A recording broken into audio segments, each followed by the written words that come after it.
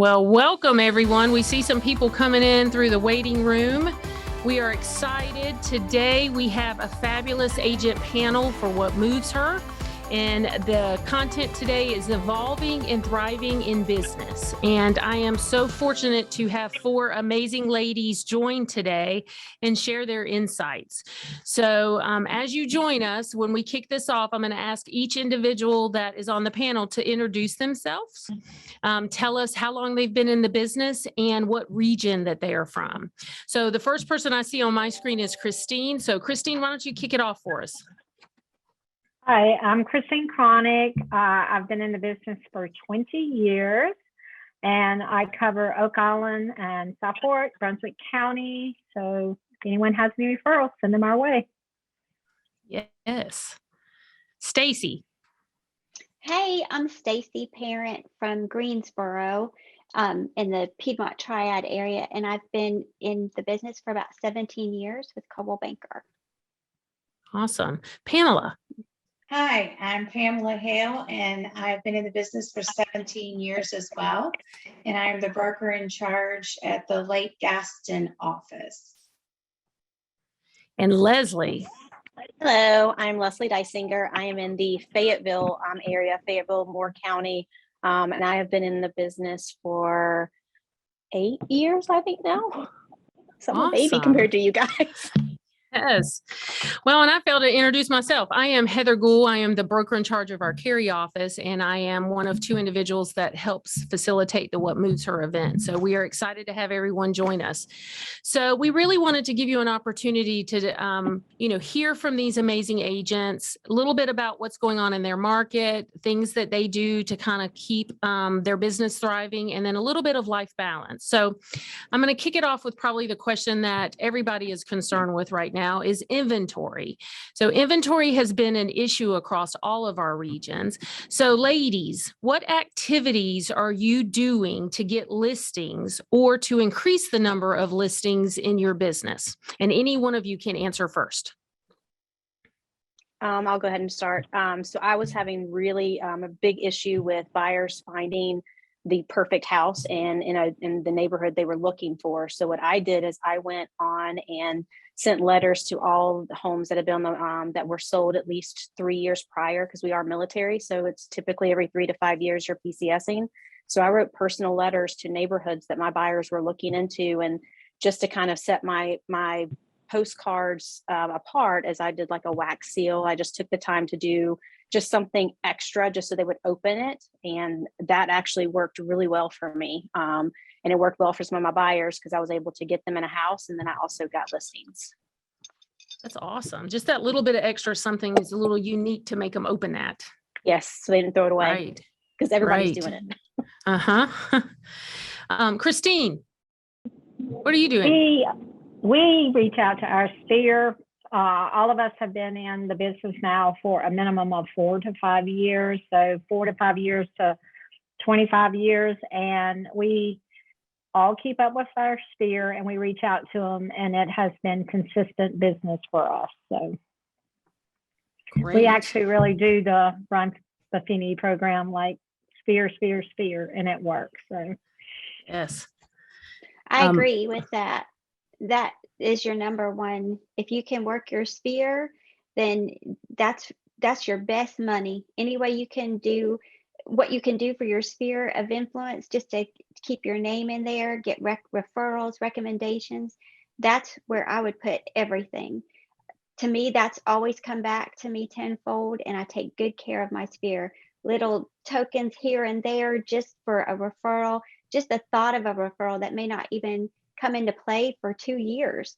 I got them if I can just stay in touch with them, and I take care of the person who referred me and that potential seller down the road. That's awesome. And I think that's true. A lot of people come in thinking there's a secret sauce, and there's not. It's just the relationships and the value you bring.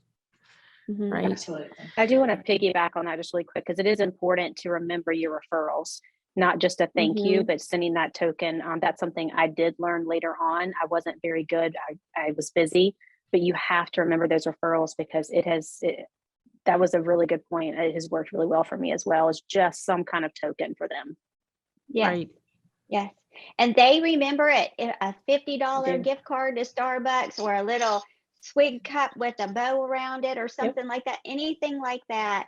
They love it. They just love that you appreciate what they did to remember you. Awesome. Pamela, I'm going to ask you a follow-up question on listings. How are you handling the where will you move question from potential sellers? So I'm in a second home market, so it's a little bit different for me because most of my clients don't have to live here and don't move necessarily within this market. But if it does come up, I tell my clients, just think you can move wherever you want with all that money you're putting in your pocket, because now is the time to sell. So, but my folks, if they sell here, they're wanting to upgrade. And I tell them, to be competitive, we need to go ahead and sell so that you can compete with the next offer. There is no such thing as contingencies anymore. And because we have the luxury of being a second home market, it's not like they're homeless for a while. So it's probably a little different for me. And we capture those gains and wait for the right property for them. So Well, that's great. Yeah. Any of you other ladies, are you having that conversation with your sellers or, who are on the fence and they're concerned with inventory shortages? And how are you handling it?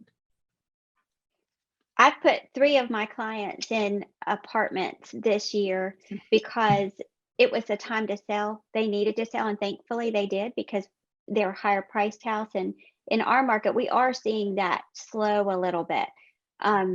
So I'm thankful that they did it. They're in apartments now. They're going to be good buyers when the time comes, and they may not. They may move to the beach. They're in a good position right now. I actually went out of my way to scope out some really nice apartments that were a lot of my market or my sphere are empty nesters, because that's my age. My kids are out of college, that kind of stuff. So I found some really neat apartments that are kind of resort style. And 3 of them, I think I'm going to have a hard time getting them out of that apartment, to be honest with you. They're having such a good time. And if the apartment gives me a referral, I always turn that over to them. And just as a way to say, look, use this and go out to eat or do something like that. And they've all been pretty happy with their experience, even though they're still in apartments. Right. I think apartments have gotten a little bit more flexible, used to 6 months, 12 months, and now they're being a little more creative. And it is limited inventory here in the Triangle as well. But I'm seeing more and more people just sell, take advantage, and rent until especially for new construction, until their house is done. Exactly. Yeah, Christine? We don't have any rentals either. Yeah, I know. No. That's our There's shortages all the way around. Yeah, we don't have rentals or houses. So all we can do is ask them to get ready to buy, like get pre-approved, maybe just their price range, because maybe the price range that they're asking for, they really can't be competitive. They can't go over the list price. I mean, people love when you tell them that. Let's adjust your price range down so that you can make a higher price, be more competitive. But we just don't have the rentals either. So it's a tough market to get people to move in. So yes. So in some of our regions, we are seeing days on market increase. How are you reaching out, and what are you saying to those buyers who probably had buyer fatigue at one point, or just, got frustrated? What are you saying to those clients to get them back into the game? So I've reached out to mine and I've educated them and told them the market is beginning to soften. We are seeing, instead of I always called it a drop of blood in the water like piranhas, they're, slowing down a little bit. I might actually have 2 weeks. And instead of 40 offers, we may only have 5. So it gives my buyers a little more breathing room and time to process and think about it. And so I just try to keep them educated on that and encourage them to keep looking and not give up. Right. What about you, Leslie? Pretty much the same thing. I've just told them, hey, now that breathing room is the biggest thing. Is, we have some first time home buyers in our market, and it's really hard to say, okay, you just saw it, now let's go write an offer like right this second. They never had the chance to even process, what am I looking at? Do I really like this house, or is it my first house I looked at that I liked? So now that I'm telling them, hey, now you have a little bit more time to process. Do you really like it? Can you drive around the neighborhood? Whereas, 2 months ago, they couldn't even drive around the neighborhood to see if they liked that. They had to make that offer right then and there. So I completely agree. It's just, that's what I'm telling them, is they have some time to really process and think about what they're doing. And even in the triangle, we were having such high due diligence. I think it is, great to go back to a buyer to say you don't have to give, your left leg to get into a house. But it also gives them, like you said, Leslie, with the breathing room, to be able to go back to the lender and say, what, programs do you have that will maximize my funds?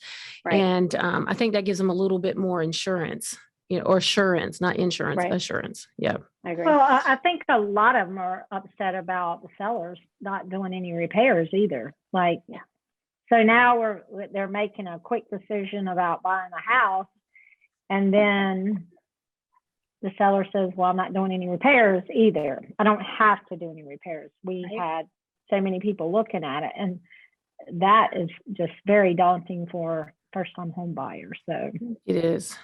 Yeah. There's Hopefully with the shift. Yes, it is. Yep. And we're starting to see it come down just a little bit. It's not. Yeah. And I think with DD not being so high, that sellers may enter, when someone's willing to drop a $30,000, $40,000, $50,000 due diligence check, seller's not going to do a thing, Right. Seller's going to say, you're not leaving because you just gave up a lot of money, but you don't have to drop that, a large sum right now, and you can potentially get your buyer something, So we know that your sphere of influence is important in maintaining and growing your business. I heard, several of you say that as we started. And I don't want you to share exactly what you said earlier, but what are some unique activities that you do that you find most successful? And so I'll give one example. Stacy mentioned that if the apartment gives her a, referral for finding the client, she kicks that back to her client, where I think some agents may keep it, right? But what are you doing something that's a little bit different to just kind of keep your sphere of influence, top of mind? I drop off Popeyes. Oh, sorry. Go ahead. I try to. I'll be honest, I get busy and I don't. But last year I did a really good job about every quarter trying to drop off, just something that went off like firecrackers. So I did sparklers, and then I did some little pumpkins for the fall. And then I always do a Christmas gift at the end of the year. I drop off to all of my buyers that year, and any sellers that are still in my area, I drop off some kind of Christmas gift, be it an ornament that year. It's just whatever I decide to purchase. But I try to also stay, most of them are on my Facebook or Instagram. So I'm always trying to comment on what they're doing in their families. So I'm just trying to stay engaged with them as much as possible, besides just the emails and things of that sort that I do, just trying to be unique. Right. Christine, what were you going to say? We mail the local events to our sphere too. Like, hey, we want to make sure you know about the spring concert series. Here's when they are. It's just putting something in their hand that keeps us in front of them all the time. So. And that's not something that's technically, real estate related. That's you showing your value of, if you have a question in the area, call me, right? Yeah. Right. I want to be known as the resource, the go-to girl. So my assistant has been a godsend, and she helps me with this list of our vendors that we use, some specialized local restaurants that we have, events, and we kind of will email that to them and keep it. And my clients love that. And to piggyback what Leslie was saying, as far as social media, I've always believed that clients don't always remember what we do for them, but they always remember how we make them feel. And so I will always make comments on the social media about family, personal stuff. And then I might even follow up with a private text message. Hey, Mindy, I saw what your daughter did. I know you were so proud of her. And that just makes them feel so special that I sent them a special private text following up on that. And I just think it means a lot when you get involved and comment on their personal life as well. It cements you a little more that you care. Right. Mm-hmm. And, that's a great way on social media to pick up if they got a new puppy, the new cat, some type of pet, they took a trip, their daughter or son won an award. Those are all great things to add into your CRM, just so you remember, hey, follow up and, in the future, check on them. How's your puppy doing? Right. And there's a great Popeye. If you got a new puppy, here's a chew toy. Yeah. Yep. Stacy, you want to add if something? I do, it's the most simple old school thing, and I've done it for 17 years. And I picked it up from Linda, who I started with, and it is truly, I mean, I still send these corny calendars out every year consistently and I add up every year. My list gets a little bit bigger with the new people from the year. And I can't tell you how many times I go back to a house and this is on their fridge and this is how they remembered me, and they didn't lose, because not everybody's on social media. Some of my older clients aren't on social media, and the young people don't do Facebook, they do all the other things. So so they love that calendar. It's $350, I think, a year to do that, and it works. It's just very simple. It's always on their fridge, and it's old school, and I really believe in it. Yes. So we're talking about social media. What platforms are you individually on? And so, probably everybody's on Facebook, but, how much of your post and what you put on Facebook is personal versus business? Little So- personal. Yeah. So my sphere would be more the age demographic of Facebook. So Facebook is huge for me. And I do add personal stuff because I think people like to know that I'm real and I'm not always trying to sell them. And they like to see that, my grandkids came to visit. They like to see that I was jogging this morning. I fell and busted my knee. I get a lot of comments on that. And I have a series on Facebook that I started years ago. It's called Where is Pamela? Because I felt like my clients always thought I was just sitting in my office like this on go, waiting for them. So I thought it would be cool to let them know, hey, I'm at the Register of Deeds office. Hey, I'm at the attorney's office. Hey, I'm walking in the woods. And so it's work related and personal at the same time. And if I don't post for a while, my clients will start sending me private messages. Hey, where are you? What are you doing? What's going on? So I don't know what the percentage is, but I think the personal stuff is important. I get a lot of responses out of that because it makes me more real and not a Right. salesman. Leslie or Christine, are you guys I do posting? both. So I'm on Facebook, Instagram. I do Snapchat, and I try to do LinkedIn, but that's not as much. But I try to add, I did a program to whatever I post to Facebook, it automatically posts to Instagram for me. And I do have a business page and I do post on that, but I'll be honest, I get most of all of my clients go to my personal page after closing and they want to see the real me. They, I think it's important because I am always there for them. That's my tagline, and I will constantly answer my phone. However, they also are very aware of, I have 2 children, I have a husband, and I do have a life, and I like to drink wine and enjoy myself. So it actually does give that personal relationship with me and my clients, because then it becomes, okay, when do you want to go have a wine drink? So it just allows them to be more personable, and then I'm going to get those referrals later. Right. It's building that relationship, because we all know that they're only going to refer to the people that they love and know and trust. And if you build that, like Pamela was saying, you want them to call you. I was the same way when I started. I wanted them to call me if they needed a landscaper, a veterinarian, a dentist. I didn't care what it was. They were moving into the area, or they were moving from North Raleigh to Southern Wake. I'm like, I got you covered. Just call me. I'll get you. And if I didn't know it, somebody in my office did. Right. So, and that's, so you guys are leading kind of down some of these questions I had. I think the personal and the balance between personal and life, that's the biggest challenge for a realtor, right? So how do you stay top of mind to keep your mental health, your physical health in check with the business that you're doing? Leslie's laughing. So I'm like, Leslie, are you not doing that? Or so anybody in my office is probably laughing at this, because I work a lot. I will work myself to the bone, but I also play really hard. I'm also the one that I will take the time to take my kids to Hawaii for 2 weeks. I will work while I'm there, but I will leave my phone, and I will apologize profusely to my clients. Hey, I was out on a hike and I couldn't get to you right then. But I work so much, but I feel like I do take the time. Sometimes I'm not as fast as I should be to take the time. I will work until I cannot work anymore. But then I will go sit outside and, I have a gorgeous backyard that I've worked really hard for. So I will sit in my backyard and enjoy it. And I will take a picture and show it. This is what I'm doing today.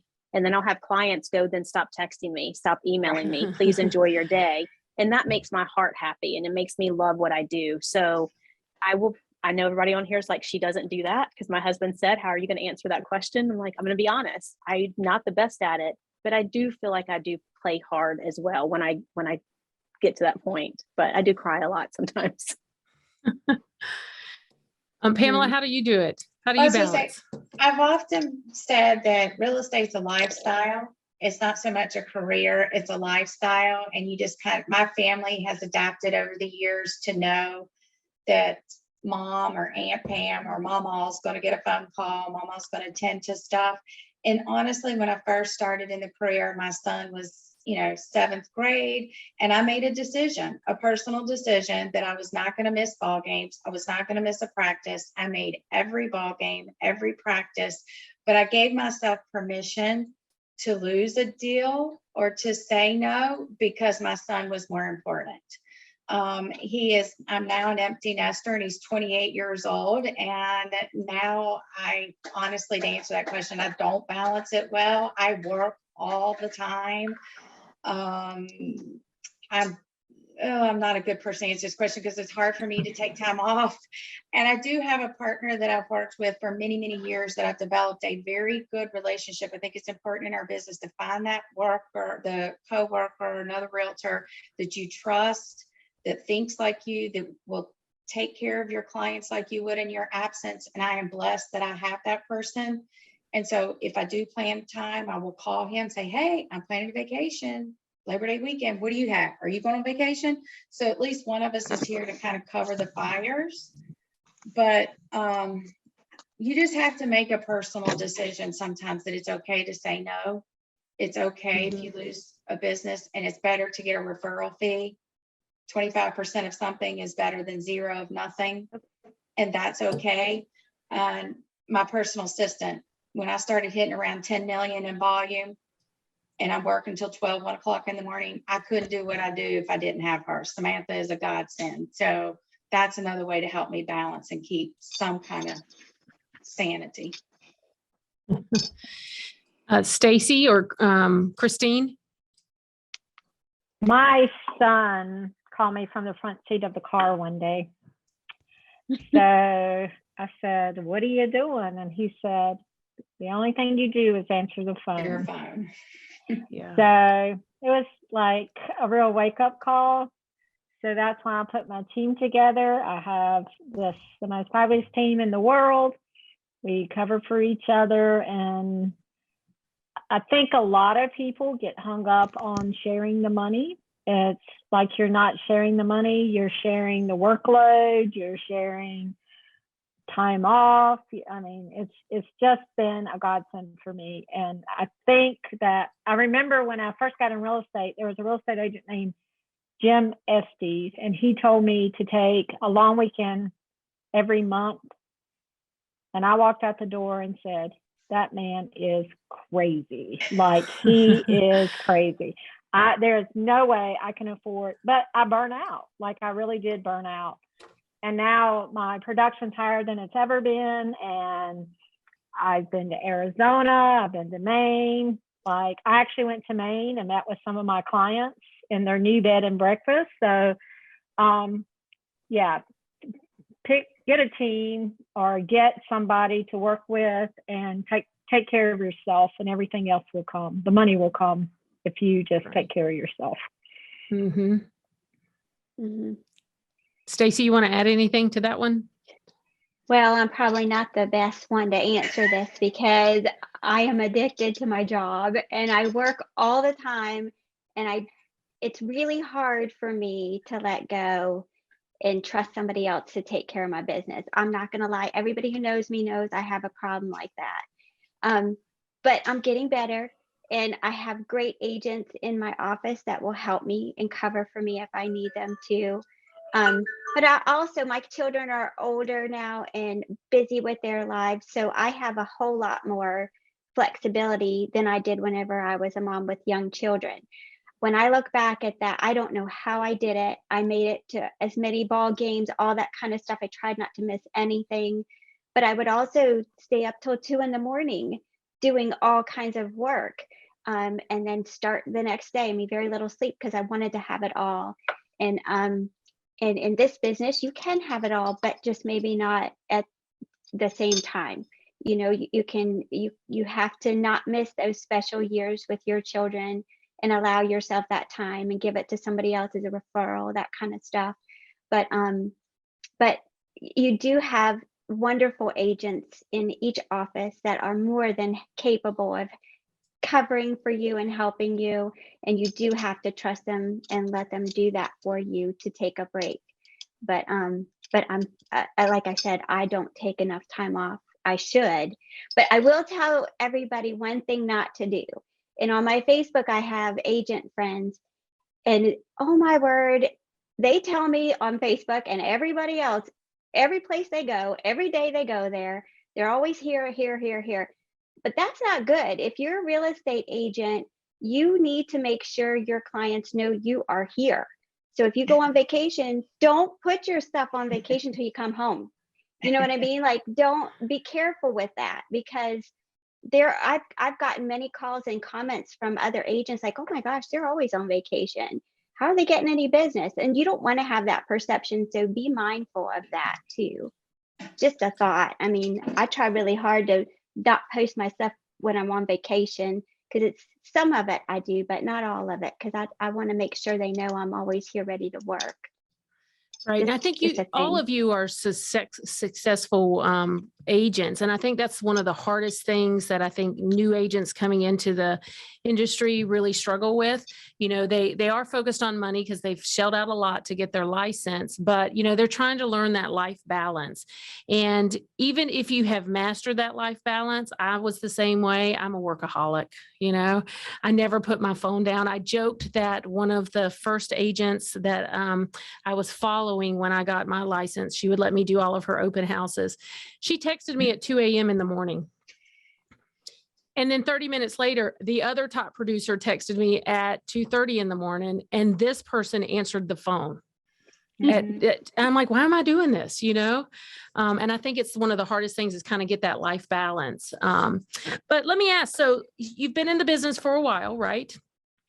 If you were a new agent starting in the business, I know we all laugh years ago, right? If you were a new agent in the business, what's one piece of advice you wish someone had told you? And hopefully it's not something that we've already talked about.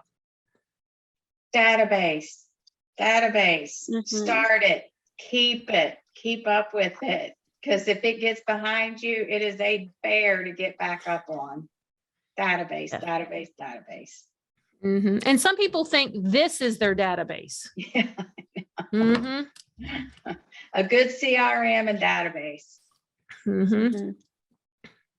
What about the other three? What's something you wish somebody had told you? That when I took classes, not to take notes. and because she sat there, and every new agent's going, oh my God, I do this.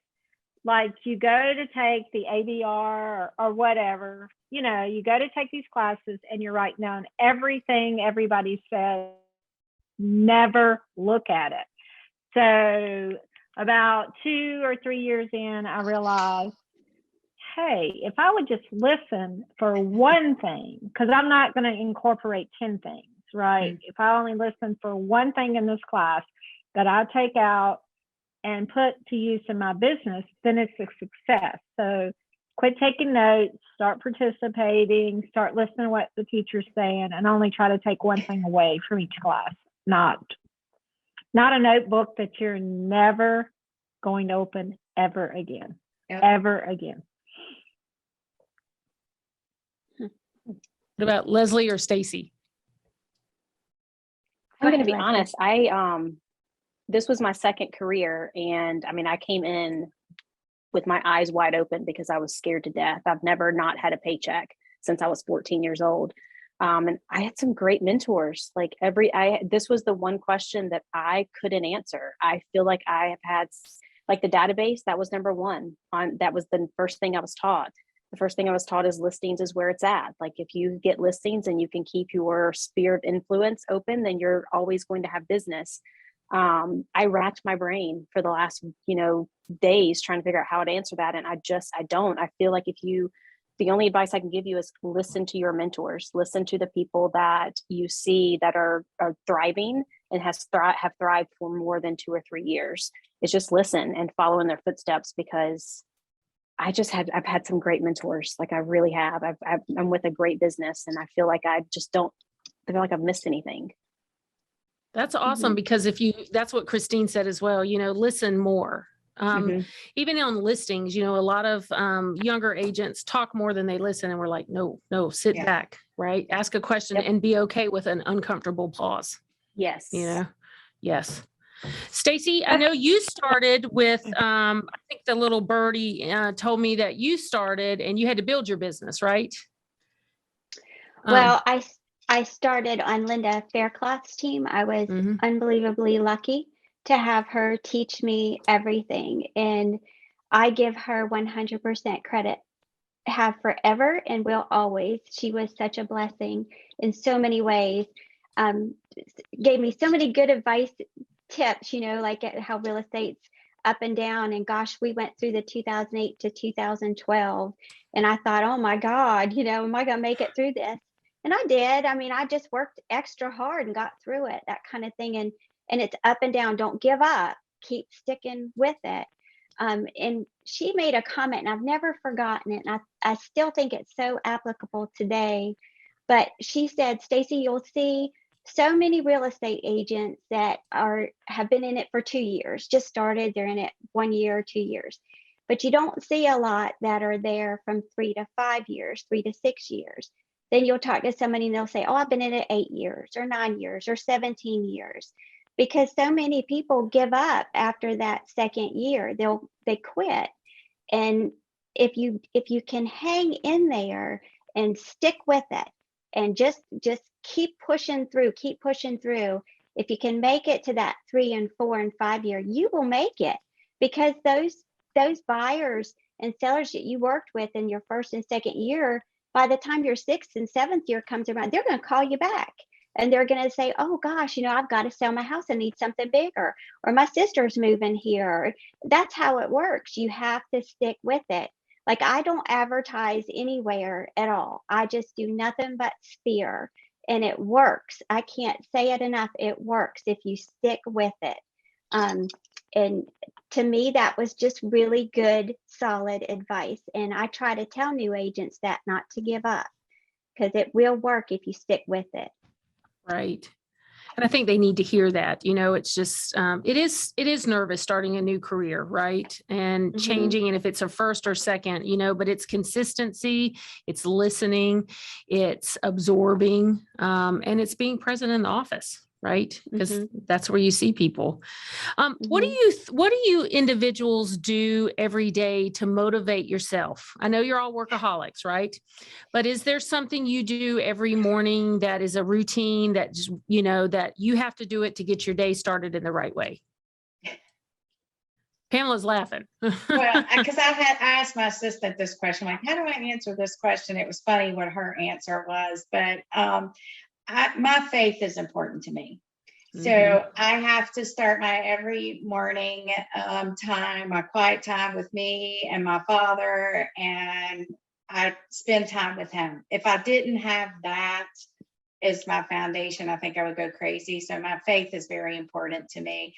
Now, my assistant's answer to the question is, Pam, you're very competitive and you read all the reports and you look at what everybody else is doing, and that motivates you to go. So, I mean, I'm just competitive by nature. So, but my faith is extremely important to me. And that's how I start. Yeah, that's awesome. Anybody else? Come on, ladies. I get up and I have my tea, and then I usually get on the elliptical and do that and put my earbuds on, and I sing really loud, and my husband's like, she's nuts. But I get happy. I get kind of, just, I can do this. And then I try to read a positive article, and Today was kind of depressing because the outlook came out with the inflation and all that stuff. But then I read on CNBC that North Carolina just got #1 position for jobs, like job growth. We're #1 in the country, which is awesome. So then I thought, well, that's good news. That just is better than the national. We're going to focus on North Carolina. So you just got to try to find some positive things. And that's what I try to do. Just try to stay a little bit positive to get through so much negative sometimes. Yeah. And I think it does kind of give you that work-life balance a little bit if you can start your day off, with the right mindset. Do any of you tackle the challenges first and get them out of the way during the day? Christine, you do? Okay. Eat the frog. Yes. I think her internet's, I think your internet's challenging you right now, Christine. But if you're not sure what the eat the frog is, because that's what she was mentioning, that's the things you do that you really don't want to do. Get them out of the way at the beginning of the day so that your day is then less stressful. You're not, focused on it. You've just gotten anything, a challenging transaction, something in your personal life, get it out of the way early. That's called Eat the Frog. And there is a book. I want to go back and ask Pam one question because we were having a little discussion before all the guests joined in. But Pam, how important is it to use the tools available to you to build your business? And when I say tools, there's some that you can find out there, but CBA offers a lot of tools. So is there anything you use or that you would recommend to our agents? So one of the reasons I came to Coldwell Banker, I left a small local firm and came to Coldwell Banker 12 years ago, I guess now, because I love everything that they offer. Coldwell Banker does offer us a lot in training and tools. And one of the things I am now beginning is the auto flow that Coldwell Banker offers. And Derek is, God loving, that database. He has been overwhelmed and helping me with all of that. But that whole drip campaign, and it's very inexpensive to do that. I'll also use Coldwell Banker's Home Actions newsletter. And you get to see how many people actually open it and read it and what topic is of interest to them. Oh, this is a topic they like. And so then it triggers me to maybe reach out to that client on a specific topic that they're interested in and that they read. And then I use the Back at You CRM database, which I think Samantha's telling me we're going to Moxie now. So I'm not real familiar with Moxie, but I'm excited about trying that. Right. I'm a huge proponent for Moxie. So, and sitting here with Brian, I love Moxie. I think it's user-friendly and easy. So I'm excited to see you transition and see what you think. We will be doing it. Yes. So let me ask this, and then we'll take some questions from anybody that is joining us in. Are there any books or podcasts that you listen to that just keep you motivated, or you tend to come back if you're struggling with something and just kind of focus on? Okay, so I feel like I'm doing all the talking, but I am part of Global Luxury through Coldwell Banker. And so they have podcasts that they put out, and to echo kind of something that Leslie was saying, and I did this in the beginning, you watch the successful and you learn from them. What do they do? And I listen to Jade Mills and her podcast a lot. And you want to talk about an awesome woman. And it's interesting too that you said something about the secret sauce, because she says all the new agents always ask her, what's the secret sauce? And she said, I work hard. I work. But I do listen to her a lot, and I find that very motivating. And I get little nuggets, like Christine said, if I can get one nugget out of it that's helpful, I enjoy listening to that. Awesome. Leslie, do you have any podcasts that you favor or any books that you have found that just kind of inspired you? Not really. I'm just a big music lover. So if I'm in a bad mood or if I need to be pumped up, like I listen to music and I blare it in my car, or actually have an Alexa in my office. I have to have music going to kind of keep my mind going. But it's just music for me. And usually it just depends on what kind of music. If I need to be pumped up, I might get some 80s rock hair bands going. But it's literally, that's the only thing that kind of, it's music for me. That's awesome though, you know, because everybody's a little different. I'm not a Yeah. big podcast person, but music, I would be into it all day. I can't Mhm. keep up. I guess I'm a little ADHD, so music, it settles me down a little bit to where I can focus. Whereas a podcast, I'm going to lose half of what they say. I'm really bad. Mhm. Yes. Stacy, do you have anything that you do, or a book or something? I try to read a lot of things with the markets and that kind of stuff just to kind of keep up with what's happening and it- just that's pretty much it. I mean, I listen to my music too. That kind of soothes me. And I'm with you. It depends on what mood I'm in, which kind I'm listening to. But I do try really hard to listen to as much real estate market news that I can kind of glean from all different sources, because I do think it helps you kind of get a better idea of what your market is and how to answer questions, because the sellers, especially when you're going to go to listings, they're going to ask you, what do you think? When should I list? What's going to happen in 2 months? Well, if you have no idea what's going on, you don't sound very good at what you're doing. So you do need to have an outlook of what's going on in the future and kind of be able to resource and tell people where you're finding it and use that. And it's good to have all different opinions too, not just go to one source. Right. Mhm. Right. Christine, you do anything in the morning? I read all the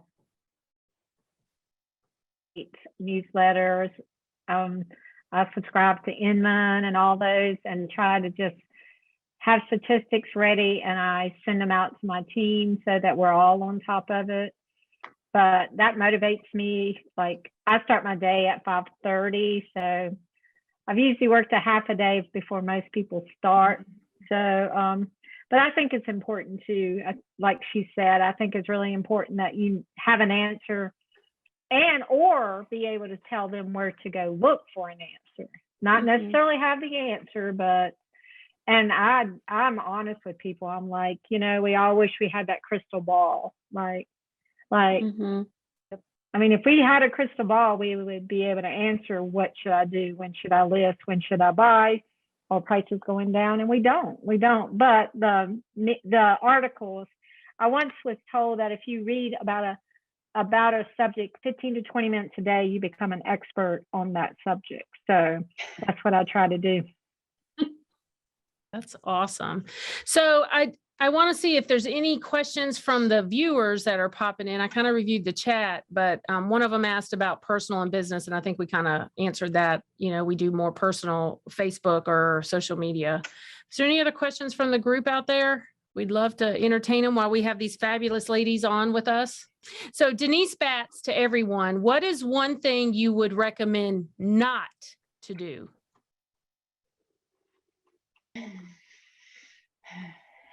Love you, Denise. Don't make enemies of your fellow real estate agents. Amen. That is a killer. They're partners, no matter if they're with your company or another company, they are your partners in this job. And if you have good relationships with them, you'll be successful. Amen.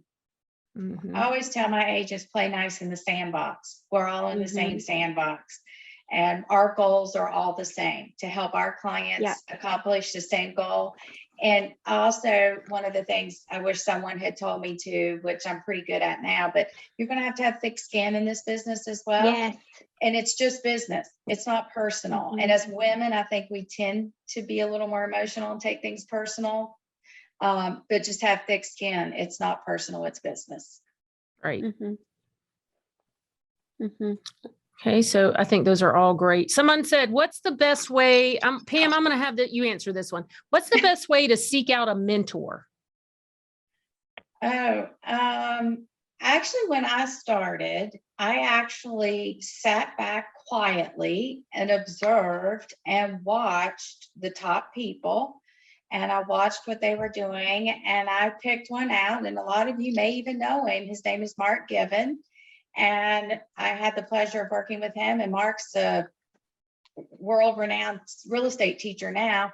And I just went to him and said, hey, Mark, I want to learn. What can I do to help you? can I help you with open houses? Can I help you with that? But he had the personality I felt like I could connect with, and I liked his style of business. And I just was bold enough to approach him and ask him. Mm-hmm. Yep. That's how I did it when I first started. I kind of looked at where people ranked in the office, how they were getting business. And it was not necessarily because they may have been a top producer. It was more of, does my personality fit with them? Yes. Right. So that's great. Let me ask this. Here's a question from Amy Langston. How do you learn to emotionally move on quickly if you didn't win the listing or a buyer says, I don't want to work with you? That one's easy. Okay, go Leslie. Because I do not have thick skin. I take everything personally, and I work on that, and I will continue to work on that. What I have learned is it is a blessing from somewhere up above, however you want to look at it, that you were not supposed to work with them. And I promise you, you will find out, if you ever do, but most of the time you find out later, that they were a nightmare, or they, maybe they didn't pay commission or something, but there is usually a reason why you are not supposed to work with that person. And that's what you need to remember. There's a reason, and it wasn't you, it was them. Right. But you also got to remember that there's hundreds of us. So their son probably plays with somebody's on their ball team. They probably go to church. Their son's best friend's mom is a real estate agent. It's not always about you. A lot of times they may want to work with you, but there's just that personal connection, and they don't feel like they can. Right. Mhm. Right. And you have to just know you're not going to get everyone. Even the best agents I know don't get everyone. And I mean, I'll have somewhere I don't get them, and then I'll go to a listing appointment and think, gosh, I didn't get that. And I'll get a call and I'll be like, oh my God, I got it. And so excited and that kind of stuff. And if you do your best and they pick you, that's awesome. That's great. And if you do your best and they don't, that's okay too. And then you got to be okay with it. And if you can improve something, maybe you think you didn't do well on, then you can do that the next time and just move on. You have to move on. You're not going to get them all, and that's okay. Even the best of them don't get them all. I read a statistic years ago. I think it's 10% of the people or populations you come in contact with will not like you. And I don't mean as in they hate you, but their personalities just don't connect with you. Yep. So I have to pep talk myself. Sometimes it's not you, Pam. Maybe they're just one of the 10%. Yes. It's, next. Yep. Mhm. Yeah. Don't give up, right, Stacy? Don't give up. That's right. You can't. And I mean, I've taught my kids that as young people growing up, that not everybody's going to like you, and that's okay. You're not going to like everybody that you come in contact, but you deserve respect, and you have to give respect and move on. That's how you get through it, and be okay with it. You're not a failure in any way if you don't get something. You just move on to something else. Yes. Okay. We have one question, and we'll take probably this will be our last one, but I think it's a great topic. With multiple offers still going on, is there anything special in your region that you add to an offer to make yours stand out and get chosen? The first thing I do is call the agent, or I text the agent. Is there something special and that you didn't put in the MLS? So is there a closing date that you may not have put in the MLS to scare people away, but is there a preferred closing date? Is there a preferred attorney? Is there something that you didn't put in there that maybe your seller would like? That usually helps me a little bit to have, because there's a lot of agents that won't call me. They just send an offer and say, I sent an offer. Like, okay.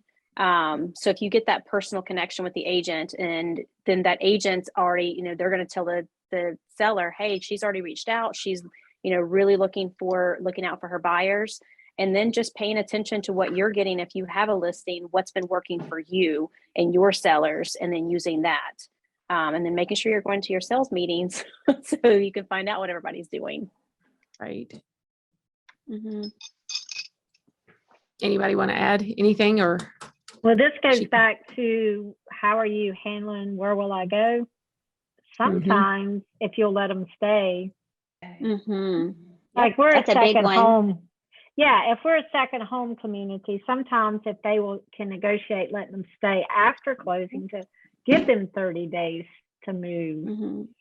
That's a big thing now. In the past, it was not. It was not. You did not encourage people to let them stay in the house, but now it's a big thing and it wins a lot of offers. So. Right. Mm-hmm. Yes. I had a listing and I said, I'm gonna do this next time. But I had listed a house and I had several offers come in, and one of the lenders called me and just went on and on how qualified this buyer was. They thoroughly looked them through. They can get the loan done. They'll order the appraisal. I thought that was really neat and I really liked it. And I told my sellers, I said, I really like this one. I mean, I actually spoke to the buyer's lender, and the buyer gave that lender permission to call me and kind of talk them up. And I thought that was pretty neat and a different kind of thing to try. Right. So I recently had a multiple offer situation that we do the normal appraisal waivers as is, that everybody else is doing. But my buyer said, offer to pay $5,000 of the seller's closing costs. Mm-hmm. Yep. I had that too. So Yeah. something as simple as that, the seller was like, hey, nobody else did. It just was a point of difference that made us stand out. And then one client we have been, and this may not equate in some of the other markets, but it's cash buyer as is. We've competed over listing, and all of our offers were almost identical to the others, but we were losing for different reasons. So when we got to the last one, the wife was practically in tears and said, I want this house, I want this house, I want this house. We're buying it as is. Yeah, you're not going to walk away. What if the foundation is falling apart? I don't care. I am buying this house. There's nothing to make you walk away. Nothing. So our due diligence money was the full purchase price minus $1. Oh, Mhm. wow. That's a We good one. won. Yeah. I don't know that we're Wow. going to have to keep doing that because the markets are softening up, but that was something different. So Yeah. That I is, do want to that- comment on something that Pamela said, because we've had this come up as well. The buyer offering to pay the seller's closing costs. The only thing I want to counsel the viewers on that have joined in is make sure you talk to your broker in charge, because you don't want the amount. Pam's in a different market. You don't want that buyer's closing cost, buyer who is paying the seller's closing costs to start getting into commissions. Right. Mhm. So do talk with your broker in charge and make sure you get that amount down enough so that the buyer's not paying the commission. good point. Yeah. Well, ladies, I have so enjoyed having this conversation with you. I very much appreciate, as we all do, you joining in and giving us your insights, because I know you're all busy and your phone's probably blowing up. But thank you so much for, providing us your experience, your insight, and being a part of what moves her. And for those that are joining us, it will be sent out, right? It'll be on the podcast and will be sent out later. So, and I look forward to the next event, I believe, is Level Up, and that will be with Denise Kinney in August. So we hope that you will all join in. So thank you so much, and you guys have a wonderful day. Thank you. Thank you. Good luck, everybody. Happy sailing, everyone.